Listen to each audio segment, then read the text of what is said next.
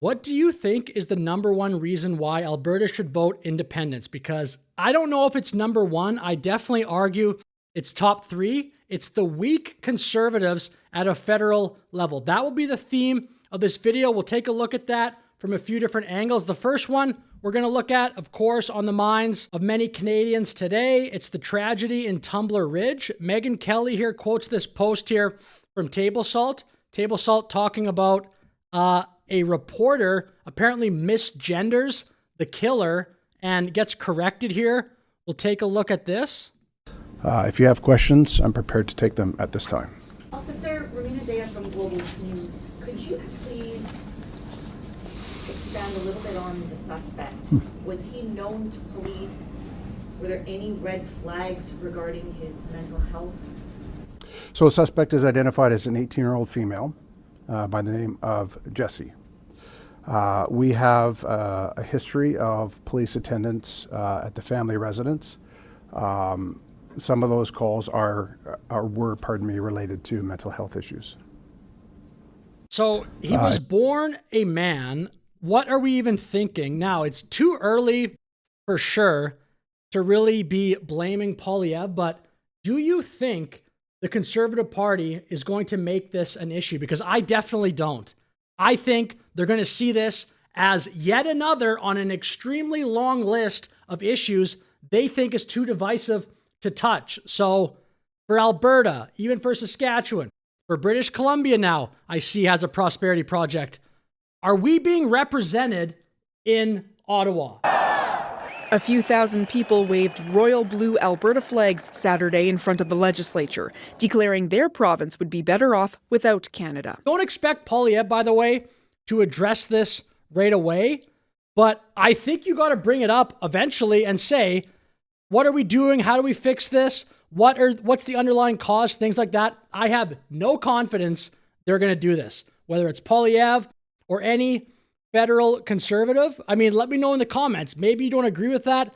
I just truly believe that they're not going to say anything. I'll remind you, Poilievre didn't want to go on the biggest show in North America, Joe Rogan, before the Canadian election. Offered to have that Pierre guy come on the podcast. Really? He didn't do it. Wouldn't do it. Thought it was too problematic.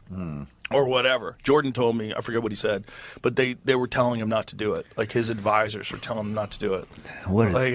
Hey, dumbass. Offered to have that. It's crazy, by the way, Poilievre has not publicly gave a reason for this too. Unbelievable. And another thing I would say in the theme of weak Conservatives, why doesn't Poilievre bring up the fact that Carney is in the Epstein files? Do you want to win elections or do you want to be nice? Honestly, because yes, even if CTV News Toronto says Carney's in the Epstein files, just being in the Epstein files doesn't make you guilty. He's just in there. But politics, there's an art and a science to it. And the Conservative Party in Canada just lets story after story go by. Do you want to win or do you want to make sure that you never have logical fallacies in your argument? Oh, that's an appeal to emotion. Do you think Carney knew what he was doing when he said this about a month before the Canadian election? President Trump claims that Canada isn't a real country. He wants to break us so America can own us. I mean, just whipping everybody into a crazy frenzy across the country. Elbows up, elbows up. Why doesn't Poilievre just say, hey, Mark Carney, why are you in the Epstein files? Explain that. Then have the news cycle be about that for a week. Trudeau didn't care about being divisive when he was prime minister. Here he is in 2019 after he defeated Andrew Scheer. Watch how quickly he brings up climate change. From coast to coast to coast, tonight, Canadians rejected division and negativity. That's how you open a victory speech? They rejected cuts and austerity, and they voted in favor of a progressive agenda and strong action on climate change.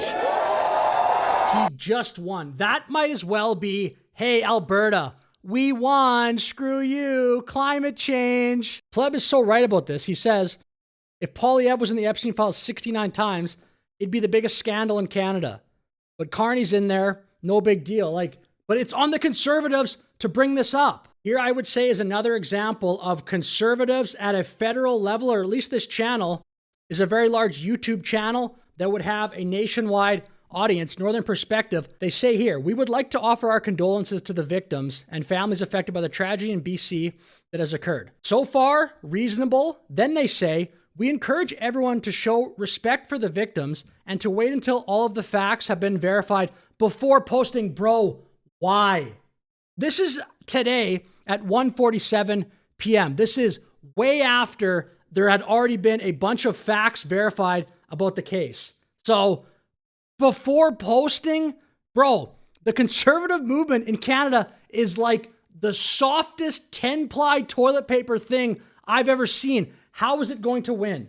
Alberta. At this community, just south of Calgary, there were people constantly streaming in to sign up for separation. Saskatchewan, BC, the cultures are so different. You're never going to win. The Liberals are ahead in poll after poll. Carney was ahead in that poll of preferred prime minister over Poilievre by, I think, 28 points.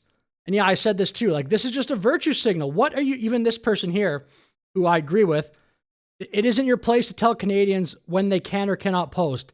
That is from someone who supports your channel. I'm right there with you, whoever this person is.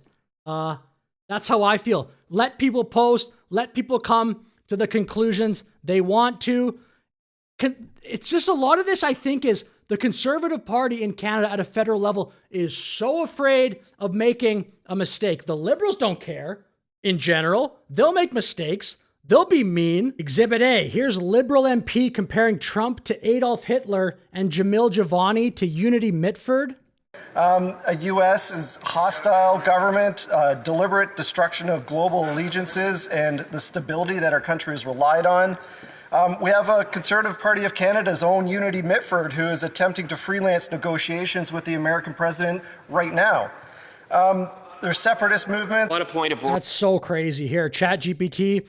Unity Mitford was a British aristocrat and socialite in the 30s who became infamous for her extreme admiration of Adolf Hitler and Nazism. Referring there to Jamil Giovanni going down to USA to meet with the Trump administration. I'm so sick of the double standard in Canada. My whole life, bro. The Liberals are so nasty and the Conservatives are so afraid of making a mistake. Here's another example of what I'm talking about. This guy, Mark Slapinski, says, I am a conservative. How? Look at some of his recent posts here. If the shooter of today's mass shooting is in Canada, turns out to be trans, he posted this, I guess, last night. I blame Maple MAGA. These people have promoted hatred against this tiny minority of people, pushing them to their breaking point. You're a conservative? In what universe is that true? And there's another one here. Yeah, this one.